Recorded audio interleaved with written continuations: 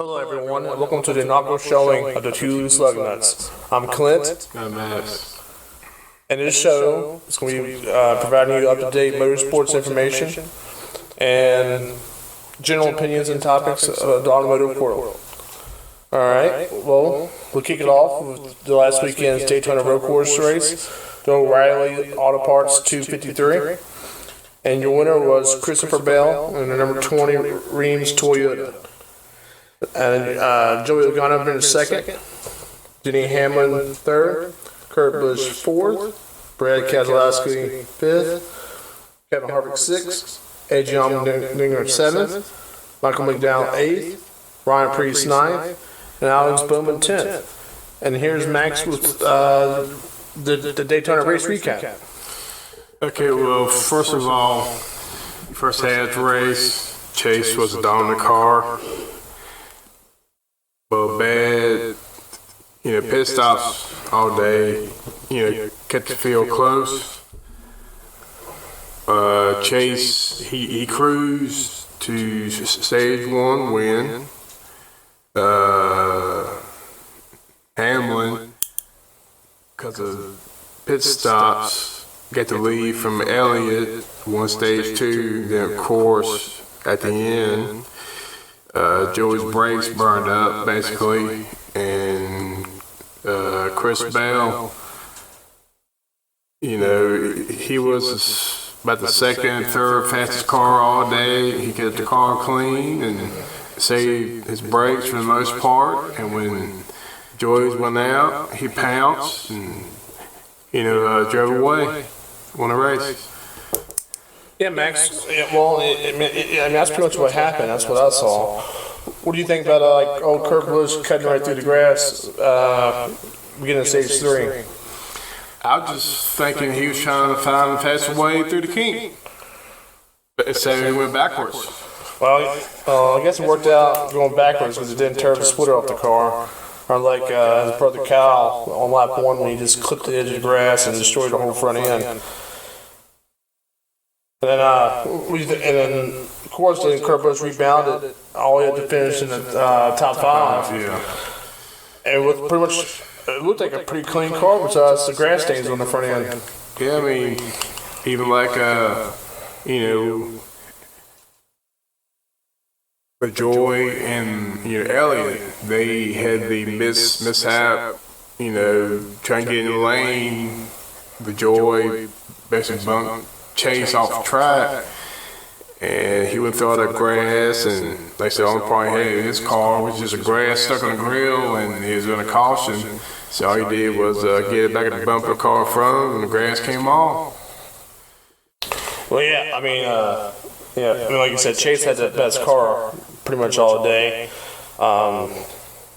Unfortunately, those terrible pit stops, generally he would lose 1-2 spots every pit stop, and then of course at the very end it was a caution. It was a yellow pit stop. He lost 5 spots, and that proved to be the decider because Christopher Bell was the first car in line to have fresh tires. I think he lined up 13th or 14th, and he was able to make the same move that his JGR development driver Ty Gibbs made the day before the Xfinity race, which was cut that first turn nice and tight and pick up some spots, and he just steadily made progress.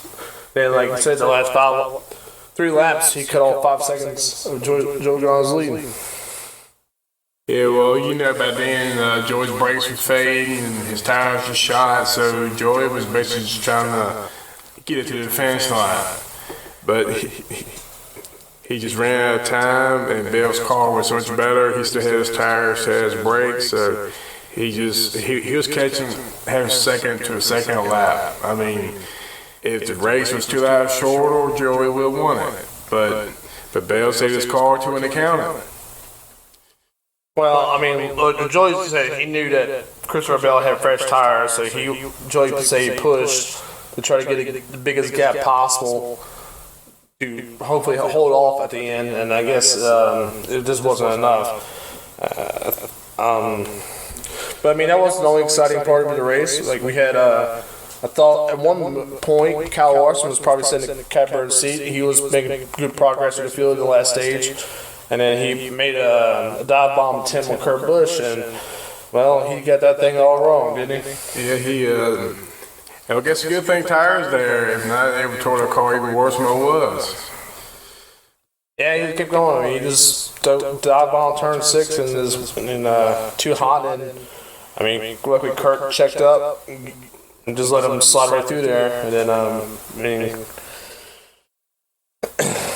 it was a good. Yes, I was hoping for the 5 car to get a win. It's been quite a while since we had a good driver in the 5 car. Since 2017, Indy to break you off 400. I mean, say what you want. Can't won the race. All right. Well, I think that's pretty much our race recap for the. I do have to say, I think Hamlin did dump Elliott there right there at the end. I mean, Hamlin dumped Elliott at Martinsville. He's dumped him about 2 other occasions, and then again Sunday. Because Hamlin should have known Elliott was going to get in the lane, but as you could tell, Hamlin didn't care and spun him out going to the backstretch. Well, I mean, it was the end of the race. What else are you supposed to do? I mean, at that point, it's do or die, and I'd rather do than die. And let's keep the show moving on. We'll give a quick recap of the Xfinity race Saturday night.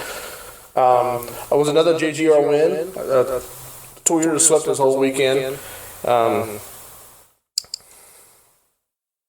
Ty Gibbs, Joe Gibbs' grandson, in his first Xfinity race, joined a very elite group of drivers that won on their debut in the Xfinity Series. I think Terry Bonnie, was it Rusty Wallace? There's a few other. Technically, Kurt Busch. Technically Kurt Busch, but Kurt Busch had already raced in the Cup Series before he got his further Xfinity start, but he still credited his first start, first win. So, yeah, but I mean, it was, but honestly, Ty Gibbs had the car to beat pretty much all day long, all night long. AJ and Austin Cindric had the car to beat. Well, okay. You're right about the Austin Cindric deal. I'm curious how that would have been played out differently, and I think both drivers were too aggressive for stage 1. Yeah, I think Austin Cindric stuck his nose in there, and AJ put too much of an aggressive block, and it didn't cost them, both of them. I mean, Austin Cindric had probably the second fastest car, even with, let's say, a quarter of the nose tore off, but I mean, his splitter was still intact, which I think they said that's the key thing, that it still provided some kind of aerodynamic benefit. So I mean, and probably actually they said it might even help because it kept that right front tire cool and brakes cool, and while he was also getting I don't know how many percentage points, but he getting for downforce, but he was getting something there. But but once that incident occurred, Ty Gibbs was the car to beat pretty much the rest of that night. And I mean, the kid did a hell of a job. Didn't put a foot wrong. I mean, some very aggressive moves to regain spots at the pit stops. So what's your opinion on all this? Well, I think, like, going there to the end of the stage, Cindric wanted AJ to know he was there. And they had bumped earlier, so AJ was already frustrated to start with. And, AJ, he's been doing this for a long time. He don't, put up with all that, So Cindric went in there knowing he wasn't going to give, and AJ was trying to squeeze him because, AJ's running points this year. So, AJ would want to make sure he got stage win. But so he figured when he came in on Cindric would give back. But since Cindric didn't, they wrecked and AJ tore up one hell of a car because AJ started, top 10? I can't remember exactly what position he started, but I mean, as soon as the race started, as soon as they're going, There was no qualifying, so it's not right. It was a fact. Affected them. It was a fact that there's two cars the class of the field, and AJ jumped the car where he couldn't get back on the track, and Cindric was able to salvage what he had, and I think if Cindric had about 5 more laps, he probably would have caught Ty Gibbs. But I mean, Gibbs, his fastest lap of the race was the last lap. Well, I mean, that's where the money is. I mean, like I said, he didn't put a foot wrong. I mean, he was steady, hit his marks, and I mean, it was a brilliant show of his early potential. I mean, I know he's doing ARCA Menard Series full time this year. Yeah, I think it's NASCAR and Phoenix for the Xfinity. Yeah. He's only doing a 13 race schedule this year. So I think Gibbs has a good future. Well, I mean, Joe Gibbs Racing, because they got even more talent in Xfinity Series, and I guess they have some drivers driving ARCA, so it seems like that.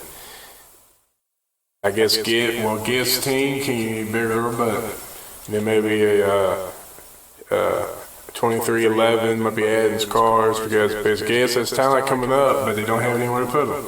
Well, I mean,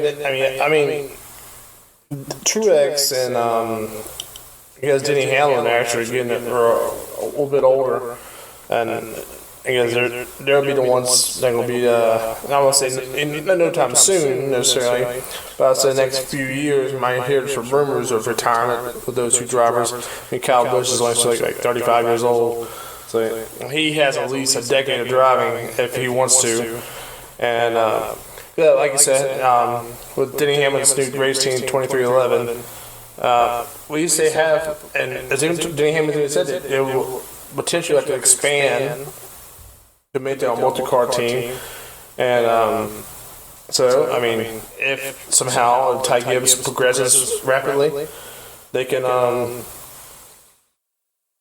the JGR stable's full, I'm sure they can do some kind of musical chair thing. Either have Ty Gibbs go to 2311 initially to get his feet wet, or heck, as Joe Gibbs' team and his grandson, he might boot somebody. So who knows? So what's your thoughts of Michael McDowell, Front Row Motorsports, 2 races Daytona, 1 win, 1 top 10?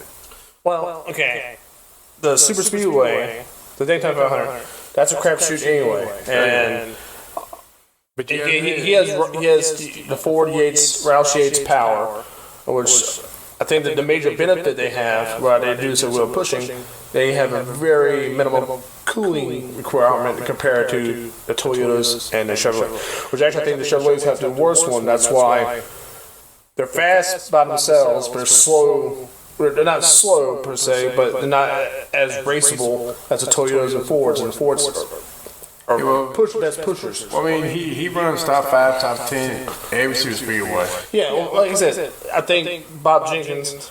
I think they probably have a very low drag for those tracks. You can make a car not dragging. It's hard to put downforce on like the amount of halves. So you can just trim all the drag off you want the car. You can make it go fast in a straight line. Michael McDowell, his background is sports car racing, which naturally will make him a more natural fit on road courses. So the first 2 races have been right in his wheelhouse. Obviously, this week at Homestead, we'll find out what his true, position in the field is. I mean, even they might be still too early to tell if something happens, but we'll have a better idea. I mean, of course, with his points position right now, I never get a top 12 spot for Vigo for qualifying. And, because, it's been, you see on Fox, all this commercial stuff, this is best NASCAR season. So far, it is. I mean, 2 first-time winners. I mean, in epic fashion, I would say, and 2 totally different, endings. I mean, so far, so good. Well, while we still talking about NASCAR, we'll go ahead and give nod to Ben Rose, going from 2 for 2 to start off the truck season. I think it was a pretty clean and dominant. It was boring. The first one was pretty dominant for him. And I personally missed the road course race this past weekend, but I think it was a late caution that played in his favor. I think Sheldon Creed was supposed to be the favorite. Oh yeah, Brett Moffitt punted Sheldon Creed because Creed, left GMS, and he's been basically talking smack about drivers and teams, everything else. And of course, Brett and them then took offense to that, and they handled it out there on track. All right. Well, we move on to our next little topic. We're going to talk about some Formula One. That's actually my favorite motorsport series in my wheelhouse. I'll say I'm not an expert, but more knowledgeable base. And this week, within the last few days, we've had multiple car launches. We still got many more to go. But the first three we'll talk about is McLaren, Alfa Romeo, and AlphaTauri. All right. So we're going with AlphaTauri first? Huh? So we're going with AlphaTauri first? Yeah, sure. We can do AlphaTauri. If you're not a fan of Formula One or unfamiliar, Red Bull, the energy drink company, they own two F1 teams. They have Red Bull Racing, and they have AlphaTauri, which you might see in some historical stuff called Toro Rosso, which means Red Bull in Italian. AlphaTauri is Red Bull's new fashion company, and they're using this to promote the brand. Right now, for our U.S. viewers, AlphaTauri clothing brand is not yet available in the U.S., but it will be very shortly. Okay, their new car, the AlphaTauri O2, was launched with a reverse livery from last year, with much more emphasis on the dark blue on the body and much larger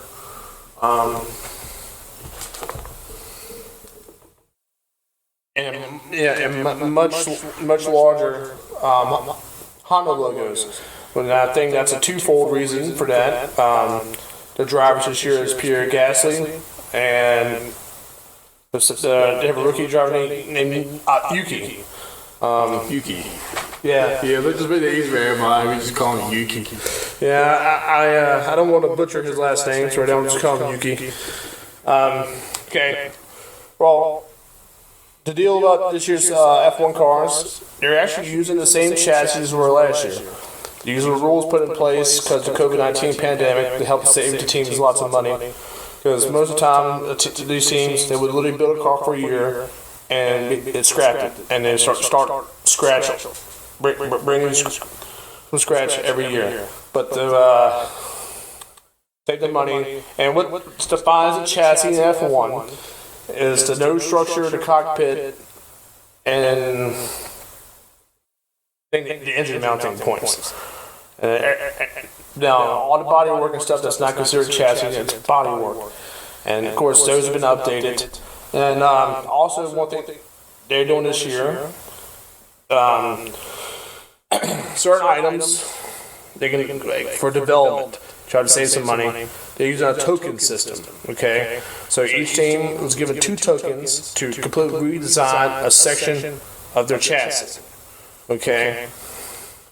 And I think, what I know is, AlphaTauri has done this on the front end. They've got the new front suspension and a new nose. Yep. Okay. So, which means you get a crash test at it. That's why it burns up a token. Before you can put any nose in the car, it has to go through a crash test.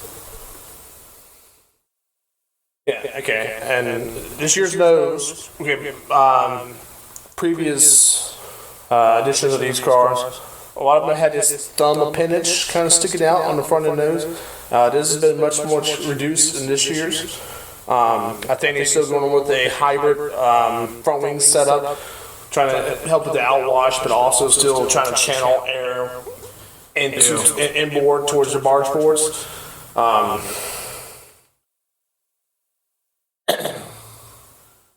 And also, like I said, they got a new Honda.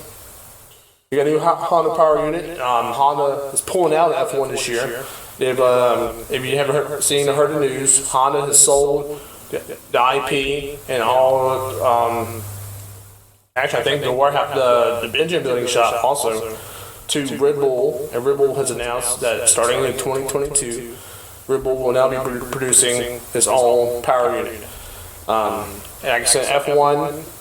You don't call it an engine, you have a power unit because power comes from multiple components. You have a V6 turbo engine and you have two electric motors. One is a heat generator one which spins off the turbo. And you have one that's a kinetic generator one, which means it generates. It gains its power through braking and then provides. Then you can feed it back through the drivetrain. Like under the current rules, it averages out to be about 160 brake horsepower added to the car. So most of these cars now are running for about 1,000 horsepower with between the V6 turbo and all electric motors. Power. And pretty much the heat generated one, all it's doing is keeping the turbo spooled up completely. I think like 200,000, 22,000 RPM, some crazy number like that. I think it's a crazy amount of boost that these cars are putting through. And like I say, a Honda is going with a complete radical engine design for their last year. It was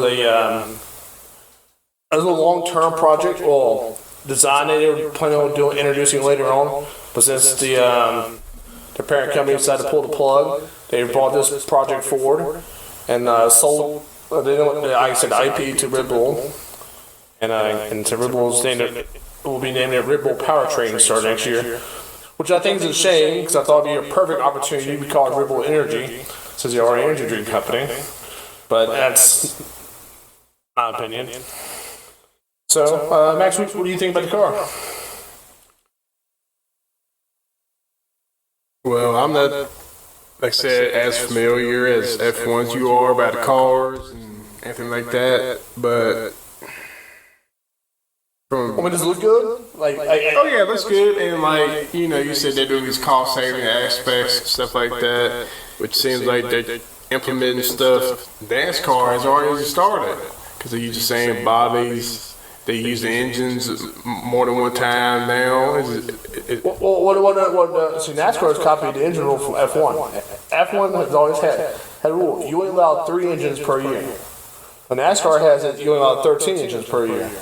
See, I learned something new. That's why they told Christopher Bell, going to NASCAR, to not do a burnout because the engine had to survive.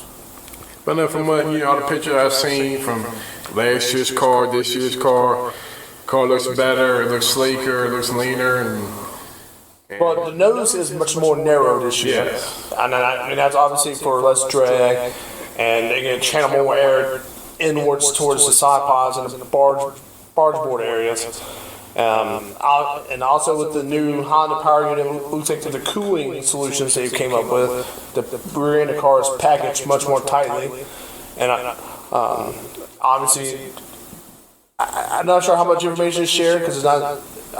Everyone's funny about the way they share information, but since Avatar is a partner with Red Bull Racing, I'm sure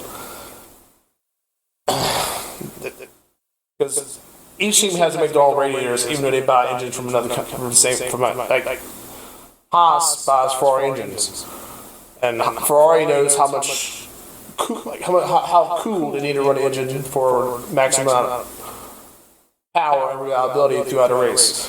Okay, but Ferrari cannot tell Haas how to build their radiators to reach that number. Haas has to develop their own. Because it's not a illicit part. Like I said, the AlphaTauri does the same thing. It's only them and Red Bull use the Honda power unit.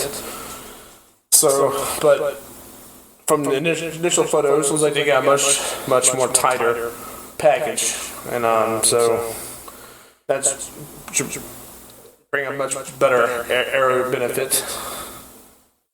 And we'll move on to another team. Alfa Romeo has also launched their new car. It's pretty much also a reverse livery, which I think probably going to be the growing trend this year. Which, well, I mean, I guess is one way to get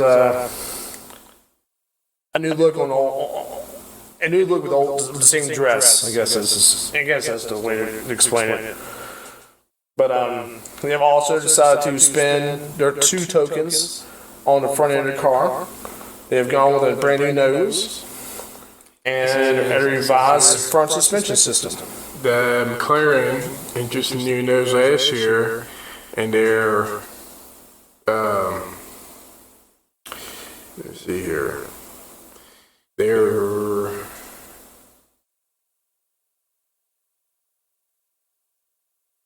Take over from here. Well, to finish talking about Alfa Romeo, its drivers this year will be the same the lineup they've had the last 2 years. Kimi Raikkonen and Antonio Giovinazzi. And their reserve driver is Robert Kubica. Like I said, I like this year's livery on the Alfa Romeo. I love the red. I do wish they had more red on the nose, probably, but I get what they're trying to accomplish with this look. Like I said, they spent the 2 tokens on the nose and the front suspension redesign, but hopefully this year they won't suffer like all the Ferrari power teams last year with a pretty poor power unit. Ferrari has been, it's not given an exact number yet, but rumor is it's between 30 and 45 horsepower more than it was last year, which, depending on the gains from Honda, Renault, and Mercedes, that should at least put Ferrari back in the ballpark. Ferrari got in trouble back in late 2019 when it's rumored that Ferrari had a control oil leak in the intercooler to dump extra combustion particles into the air mix to make the basically give it a power boost. But nothing was official because Ferrari argued it was like an IP thing, and the FIA agreed. So they just announced that they outlawed a variety of things that Ferrari could have done. That way, I guess it's a cover-all.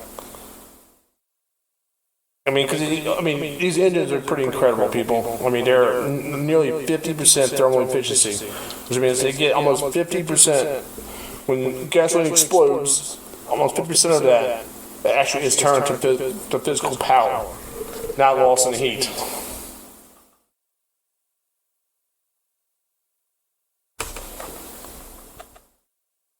All right. Well, that's all I got to say about the Alfa Romeo. No, Max is bringing up the McLaren. You're the expert at F1. Like I said, I'm slowly learning it, watching it. So this is more your warehouse to mine. But from what you're going to know so far, it seems to be interesting. They're, make cars better, make them safer, and everything like that. Well, yeah, I mean, they make the cars safer. I mean, they had pretty much the ultimate test last November with Romain Grosjean's car literally impaling a guardrail, and Grosjean went through it, and the halo, it saved his life. And which I got another tad bit about Grosjean later on in the show. But yeah, I mean, they're trying to do cost-saving measures. all the teams last year signed a new Concord agreement, which means it'll be 10 teams on the F1 grid until 2025, which is great news. And there's now a budget cap, which goes into effect this year, and a more evenly distributed prize money. Because for years, the big three were just taking like lumps of the cash off the top before any of the other teams, and it pretty much made it impossible for the small teams, because they had a lot of cash behind the beginning to ever gain the ground back up. It's because you don't have the knowledge. You have to buy the knowledge to build cars fast. But now it's a budget cap, which means the big teams like Mercedes, Ferrari, Red Bull will start.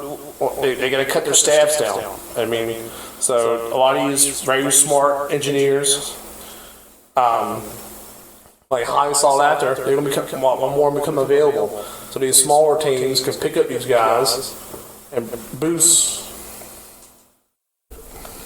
their technical department. Like I know Ferrari has already sent over numerous staff members to Haas and created a Haas office at Maranello to help the Haas team better itself. All right. Well, here another topic. Well, you kind of done that one for today. And the one thing I do want to bring out, we had diversity programs in motorsports. I guess particularly right now, NASCAR. Max, what's your opinion on all this? As in the NASCAR drive for diversity itself, or just the different groups of people that get involved with it? Well, okay, we'll say, because I think the program itself is excellent, because I mean, like, some of these drivers, you know, they get their rides because of money. All you do is show up with sponsorship in the pocket and be here you go, put in the car. Like Kyle Larson, he came from that program, and you see what he's doing now. That man can wheel a car. Yeah, but unfortunately, he created Cardinal Sin by, well, using an inappropriate term about another diverse group of people, which nearly cost him his career. Yes, but fortunately, his talent was good enough to give him a second chance at this. Okay, well, I guess like the one thing, like women in NASCAR. I mean, it's we had Danica, you've had Jane Guthrie, you've had Shauna Robinson, Shauna Robinson, I think in past. Yeah. I guess you got like Jennifer Joe Cobb, she's still racing trucks. She owns her own team. She can't keep it off the wall, but she owns her own team. Yeah. And I mean, there's been some few other ones, Daytona here and there, but I guess but those are the bigger names. Obviously, Danica's world famous.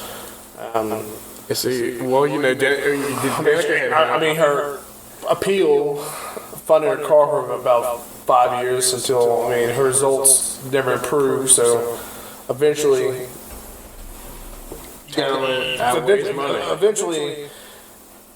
performance needs to start matching the money, and that's where her career ended. You know, that's the hard part in NASCAR, because NASCAR is so sponsorly driven, money driven, they sort of get away with talent. But because you get these top two teams and cars, they throw all this money in the car, and average Joe that can handle a NASCAR race, you can throw him in the car, he'll do decently. But then you get all these back markers and stuff like that. They just get sponsorship, just put some money in the car. But like Danica, she got their car because she's a female. Because, well, I mean, just the fact she's a female in a male sport, or male-dominated sport, she brought in millions of dollars to Stuart Haas, and that's what helped her get in the car.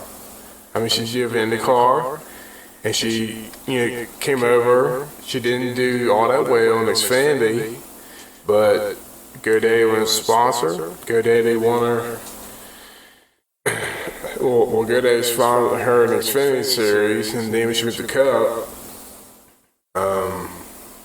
Yeah, well, GoDaddy did sponsor for a while on Cup. So they want her in the Cup car, so Dan can start with his Cup.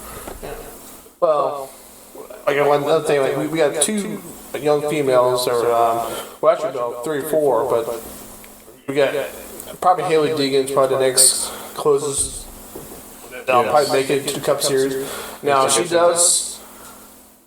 I think she does have the talent. Particularly has the talent. She's part of the Ford development program now. She's with David Gillen Racing in Truck Series. She's driving the #1 monster Ford. So far, she's had let's say a mediocre start to her truck career. I think she was close to a top 10 finish last weekend until she blew I think it was a tire down. I think she got caught in a wreck early in the big race for the trucks. But let's let the season progress. I think she probably. She might be. I think her bread and butter. She might be okay for the dirt race. She grew up on dirt. She's that's what her dad grew up doing, rally and stadium truck racing and stuff like that. So she's familiar with dirt surfaces. So I think that might be in her wheelhouse. And maybe short tracks. She's shown she has an aggressive nature, which I do think that was something that Danica was lacking. Yeah. I don't think she was a go-getter as per se, and then Haley Deegan, she's wrecked her teammates to win races. So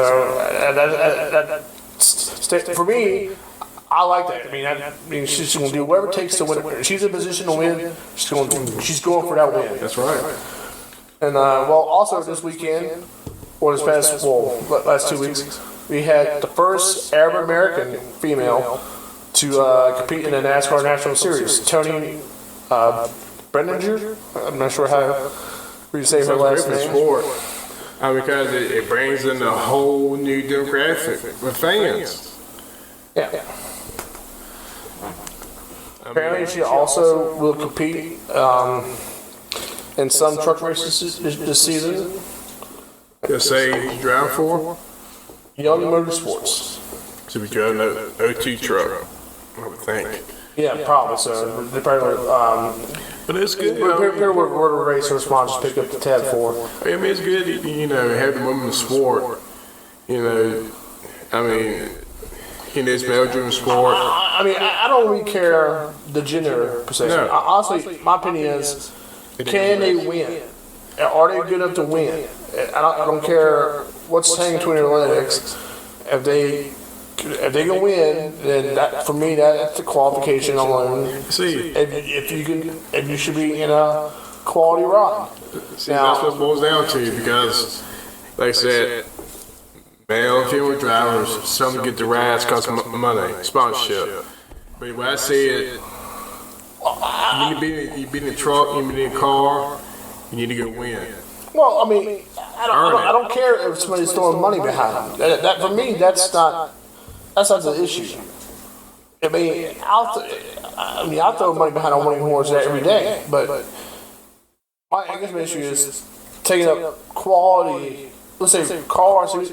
You look at a car, you know that car is capable of winning if you have the right driver in it.